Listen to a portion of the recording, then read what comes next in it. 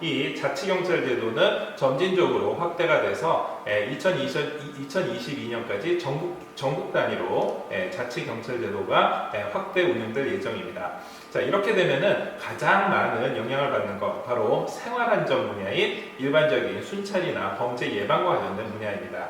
먼저 중앙 위주의 기존에는 일제 지도 단속이나 획일적인 치안 활동들을 했다 그러면은 여기에서 탈피를 해서 각 지역의 특성에 맞는 그리고 각 지역의 주민들의 요구를 받아들이는 주민 친화적이고 탄력적인 치안 활동이 가능할 겁니다.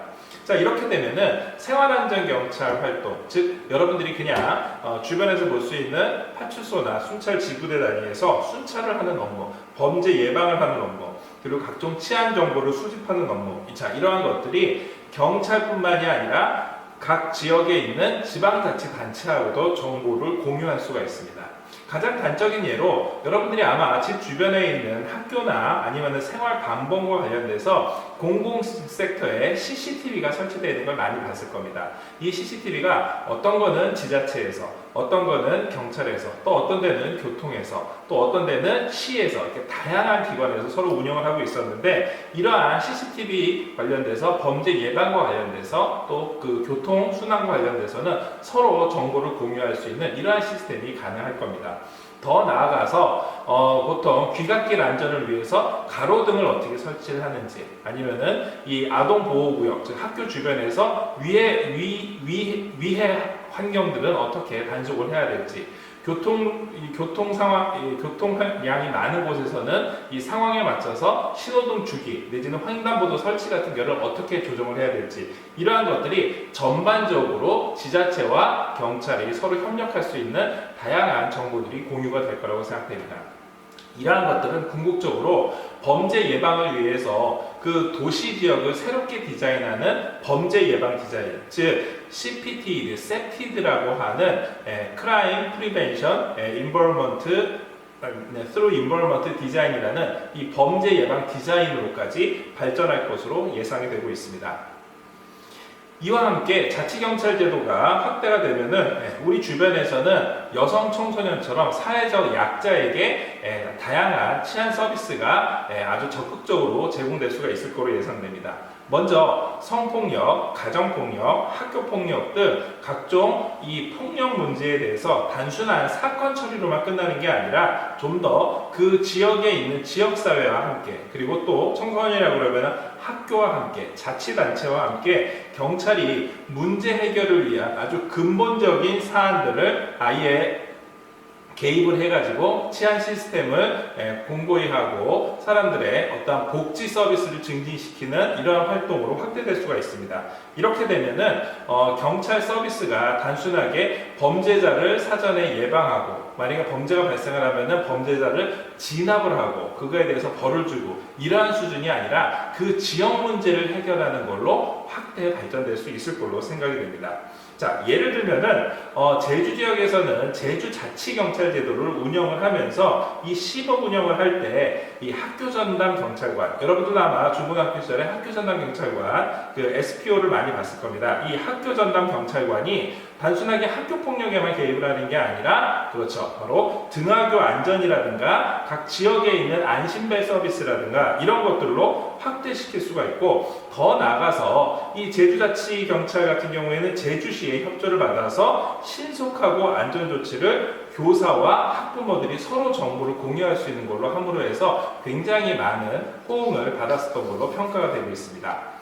자, 이러한 생활안전 그리고 여성 청소년과 관련된 분야 말고도 교통과 관련해서 지역 자치경찰 제도가 지역 치안 시스템에 많은 영향을 줄 걸로 예상이 됩니다. 자, 먼저 기존에는 경찰이 주로 교통 지도 단속, 소위 말하는 어떤 법규를 위반했었을 경우에 범칙금을 부과하는 이러한 상황, 또 교통사고가 났었을 경우에 이 사고 처리와 그거에 대한 수사, 이 과실력으로 관련되는 이러한 것들에 집중을 했었습니다. 한편 지자체 같은 경우는 어떻게 했을까요? 그렇죠. 지자체 같은 경우에는 뭐 교통사고를 조사한다라든가 사고 처리한다라든가 이런 게 아니라 그 지역의 교통을 원활하고 이 교통도 하나의 행정 서비스를 제공을 하는, 그래서 시설 관리와 또는 시설 개선의 입장으로서만 접근을 했었습니다. 이렇게 같은 교통의 흐름을 이원화돼서 했었던 교통 업무가 자치경찰과 그리고 각 자치단체가 유기적으로 협조를 할 수 있는 시스템이 마련이 되는 겁니다. 자, 이렇게 되면은 가장 많은 수혜를 보는 건 누구겠습니까? 그렇죠. 그 지역에 살고 있으면서 그 지역에서 교통을 활용하는, 소위 말하는 교통행정 서비스를 이용하는 아마 지역 주민들일 것입니다. 그래서 결국 이러한 교통 흐름 또 교통 행정에 주민들의 의견이 자연스럽게 반영이 돼서 과거 평상시에는 막히지 않다가 등하굣길 내지는 출퇴근길에만 상습 정체됐었던 구간, 또 일정 시간대에 학교 주변의 어린이들 아니면은 이 노약자 취약시설 이런 곳에 교통시설을 좀 더 보완한다라든가 그 지역에 있는 교통 시스템 자체를 개선하는 걸로 경찰과 자치단체가 서로 협력을 할 수 있습니다. 또 예를 들어서 각 지역에서는 이 지역 문화를 활성화하기 위해서 각종 축제나 대규모 시민들이 함께 참여하는 행사를 기획하고 이에 대해서 많은 공을 들이고 있습니다. 자, 이러한 지역 축제, 지역 행사가 진행될 경우에도 과거에는 일일이 자치단체가 그 지역의 교통을 원활하게 하기 위해서 그러한 행사장 내지는 축제가 있는 기간 동안에 경찰에게 협조를 하면서 어떻게 보면은 경찰이 마지못해서 지원을 나가는, 그러니까 미연에 사고를 예방을 하거나 시민들의 불편함을 줄여주기 위해서 하는 수준이었지만 이제는 아예 기획하는 단계에서부터 어떻게 하면은 공공의 피해는 최소화하면서 각 지역 축제를 활성화할 수 있는 것을 같이 공통의 관심사로서 함께 고민하고 좋은 해결책을 만들 수 있는, 즉 양 기관이 상호 원활한 업무 협조가 가능할 것으로 예상이 됩니다. 이와 함께 최종적으로는 바로 각 지역에 있는 치안 서비스, 치안과 관련되어 있는 다양한 정보들이 단순하게 경찰에만 가지고 있는 게 아니라 자치단체, 더 나아가서 자치단체와 항상 복지라든가 각 지역의 지방행정에 관심이 있는 주민들까지 함께 참여할 수 있는 기회의 장이 열리게 됩니다. 먼저 가장 여러분 대표적으로 알 수 있는 게 각 지역에는 시도 경찰위원회가 만들어지게 됩니다. 이 자치단체별로 시도 경찰위원회가 설치된다는 것은 결국 이 각 시도에 맞는 각 지역의 치안 정책이라든가 각종 이 경찰 서비스 활동들을 이 각 그 특성에 맞게 또 시기에 맞게 장소에 맞게 심의 의견을 하고 집행 관리할 수 있는 기능을 수행을 하는 겁니다. 이렇게 되면은 치안 행정과 관련돼서 끊임없이 바로 그 지역에 있는 주민들의 의견이 반영이 되고 이러한 상향식 의견 반영은 바로 활성화된 치안 서비스로 현실화될 수 있을 겁니다. 이렇게 되면은 궁극적으로는 지금 현재 각 지역에서 설치를 하려고 하는 시도경찰위원회 말고도 시군구, 즉 기초자치단체별로 시군구 치안협의회 같은 기구를 설치하는 것도 가능할 겁니다. 이렇게 되면은 광역자치단체 수준이 아니라 기초자치단체까지도 시민들과 많은 치안 정보를 공유를 할 수 있을 겁니다. 더 나아가서 여러분들 시도지사가 주민들의 선거를 통해서 선출하게 되는데, 자, 이들하고는 정치적 중립성을 가지고 있는 자치경찰 본부장, 그리고 각 지역에 있는 자치경찰 대장, 그리고 이들의 임명권을 가지고 있는 사람, 그렇죠. 시도에 있는 시도경찰위원회입니다. 자, 이 사람들을 구성을 하고 이러한 경찰 조직을 관리하는데 자연스럽게 시민들의 의사가 반영되는 것, 이게 바로 정치적 중립성과 함께 민주적인 이 치안 서비스를 운영하는데 아주 상징적인 의미가 있다고 생각을 합니다. 자, 여러분들이 이렇게 살펴봤었던 치안 행정의 가장 큰 최근 변화, 바로 자치경찰 제도가 어떻게 확대되고 어떻게 우리한테 영향을 미치는지를 함께 살펴봤는데요. 자, 이러한 거는 단순하게 어떠한 치안 행정을 제공하는 서비스적인 측면이 아니라 특정 분야, 바로 수사 분야와 놓고 봤었을 때는 기존에 있었던 경찰의 수사권 조정이 현재 현실화되면서 소위 말하는 검경 수사권 조정이 자치경찰제와 맞물리면서 더 많은 시너지 효과를 낼 수 있는 기회가 될 것으로 예상이 됩니다. 자, 먼저 여러분들이 그냥 뉴스 보도를 통해서만 알고 있었던 수사권 조정, 이 수사권 조정은 과거하고는 이제 진일보된, 그래서 이제는 경찰이 더 이상 검찰의 상명하복식 조직이 아닌 새로운 파트너십 관계로 발전을 하면서 그 출발점을 잡고 있습니다. 과거에는 검찰이 수사를 관리 감독을 하면서 기소 독점을 통해서 이 경찰이 하고 있는 각종 수사 업무에 직접적인 지휘 감독을 했었습니다. 자, 그런데 이제는 수사와 경찰이 하게 되는 이 수사와 그리고 공소제기, 검찰이 하게 되는 공소제기가 이 원활한 업무 수행을 위해서 양 기관이 서로 상호 협력하는 관계로 설정을 했습니다. 소위 말하는 파트너십입니다. 자, 이렇게 되면은 경찰은 일단 1차적인 수사권에 더 많은 자율성을 가지고 수사에 임할 수가 있습니다. 한편 검찰은 이 경찰이 하게 되는 1차적인 수사권에 있어서 사법통제 역할을 한다라는 거에서 이 검찰 권한을 활용할 수가 있기 때문에 기존의 어떤 상명하복의 수직식 관계가 아니라 수평적이면서 서로 협력을 하는, 그리고 이 과정에서 자연스럽게 국민들의 안전이나 아니면은 인권 수호에 각각의 책임을 두게 되는 이러한 형태로 발전될 것으로 예상됩니다. 자, 이렇게 되면은 경찰은 일단 기본적인 수사와 관련되어 있는 역량들이 모두 다 1차적인 수사권에 집중이 되게 될 겁니다. 이렇게 되면은 모든 사건에 대해서 1차적 수사권과 1차적 수사에 대한 수사 종결권을 경찰한테 줌으로 해서 먼저 경찰이 수사에 대한 자율성과 함께 책임성을 함께 하게 됩니다. 자, 이와 함께 검찰은 검찰은 과거에 수사를 지휘했지만 이제는 검찰의 주된 업무는 공소를 제기를 하고 이거를 유지하는, 소위 말하는 기소권과 관련되어 있는 그 이후의 업무들입니다. 자, 이렇게 되면은 검찰은 기소권을 어떤 특정 사건에 대해서 직접 수사를 해서 이 경찰의 지휘 감독을 하는 게 아니라 수사를 하는 데 있어 가지고 경찰과 협력하는 시스템으로, 즉 예를 들어서 직접 수사보다는 이 수사를 통해서 얻게 된 정보를 가지고 기소를 제기를 하고, 이렇게 제기된 사건에 대해 가지고 공소를 유지를 하고 이러한 거에 집중을 하게 됩니다. 물론 더 나아가서 경찰 수사에 대해서 보안 수사를 요구를 한다라거나 아니면은 이 보안 수사에 대해서 이 경찰에서 불응할 경우에 이거에 대한 징계 요구권이라든가 아니면은 경찰이 수사권을 그럴 리 없겠지만 남용했을 경우에 시정 요구권 이런 것 등등등에 대해서도 추가적인 권한을 가지고 있지만 과거처럼 상명하복이 아니라 이거에 대한 견제 역할, 즉 수사에 대한 권한 남용을 견제하는 역할을 할 가능성이 더 높습니다. 이렇게 되면은 기존의 검찰 내지는 이 검찰에서 이 기소를 하게 되는 검사와 검찰 직원이 가지고 있었던 범죄 혐의와 관련돼서 직접 수사를 하는 것은 말 그대로 최소화될 가능성이 높고요. 자연스럽게 경찰은 적법한 수사와 이거에 필요한 압수수색 그리고 체포 구속영장을 신청하는 거에 있어서 검찰이 지체 없이 법원에 설치를 하도록 해서 검경 간에 서로 견제뿐만이 아니라 서로 균형을 도모하는 이러한 역할을 하게 됩니다.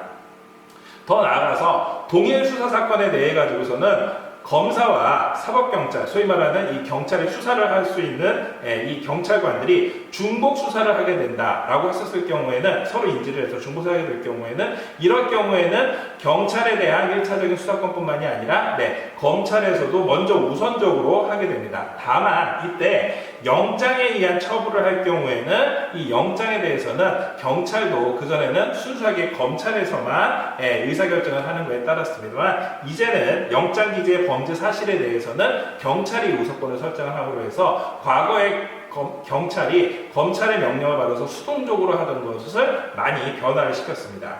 자, 이 외에도 이러한 수사권이 진행되기 위해서는 경찰이 그 국민들의 인권 보호라든가 경찰이 가지고 있는 각종 정보의 독점이라든가 그리고 더 나아가서 각 지역에 있는 행정 서비스와 수사와 관련된 있는 것들이 서로 혼용 내지는 함께 병행함으로 해가지고서는 혹시 주민들이 너무나 강력해질 경찰 권한을 우려가 될 것을 예상을 하기 때문에 이거에 대한 일종의 견제책으로 우리가 앞서 살펴봤었던 자치경찰제도를 함께 도입을 하는 겁니다. 이러한 자치경찰제도의 도입은 우리가 외국의 경찰제도에서 사법경찰과 행정경찰을 서로 분리하는 방안이라든가 더 나아가서 경찰 조직 내에서도 특정 이 출신들 예를 들어서 뭐 경찰대라든가 아니면은 경찰의 간부들이라든가 이들이 정보와 각종 권한을 독점하고 있는 것을 좀 분산시키는 이러한 개혁 방안까지 모두 다 같이 가지고 있기 때문에 앞서 말씀드렸었던 자치경찰제도가 검경 수사권 조정 그리고 경찰의 권한 집중을 분산시키는 방법으로 앞으로 발전될 게 예상이 됩니다. 자, 이렇게 경찰의 수사와 관련된 내용들이 변하게 되면은 자연스럽게 경찰 수사 개혁과 관련되어 있는 민주적인 통제에 대해서도 국민들이 많은 관심을 갖게 될 겁니다.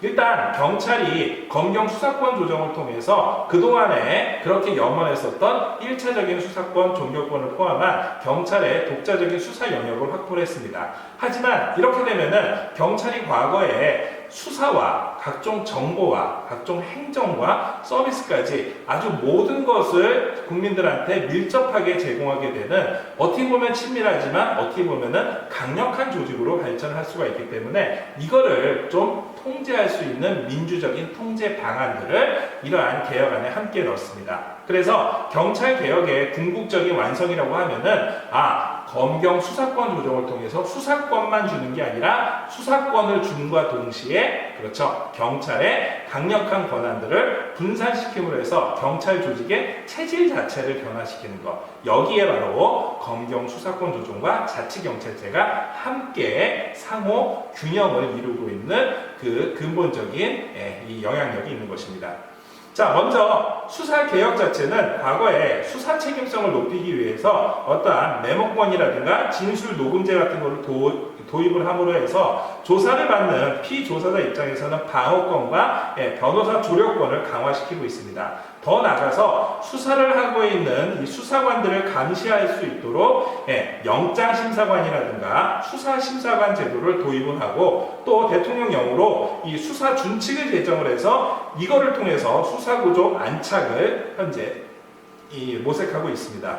더 나아가서 경찰권의 분산을 통해서 광역자치단체별로 자치경찰제가 전국 규모로 확대가 되면은 자연스럽게 상호 견제와 균형이 가능하게 됩니다. 즉, 각 지역에서는 민생 치안과 관련되어 있는 치안 서비스의 역량을 강화하게 이 치안 서비스에 경찰력을 투입을 하게 되다 보니까 자연스럽게 중요 사건이나 아니면은 이 경찰의 이 국익과 관련되어 있는 수사들은 이 광역 수사와 관련되어 있는 국가 경찰로 집중이 되게 됩니다. 이렇게 되면은 국가 경찰이 과거에 이 경찰력이 가지고 있었던 이러한 수사력을 좀 더 집중을 함으로 해가지고서는 혹시 악영향이 있지는 않을까 생각이 들어서 이런 것을 견제 또 내지는 독립성을 보장하기 위해서 지금 현재 국가경찰에서 치안 서비스를 할 수 있는 국가수사본부를 설치를 할 것을